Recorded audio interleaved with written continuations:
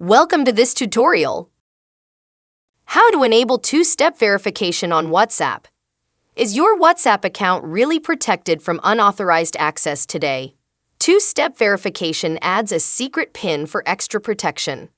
It protects your identity, chats, and private media. Let's enable it the right way. Open WhatsApp and remain on the main chat screen. From the top right corner, tap the three-dot menu icon. From the drop-down list that appears, tap on Settings. Inside the Settings screen, tap on the Account option. From the Account menu, tap on Two-Step Verification. On the next screen, tap the Turn On button.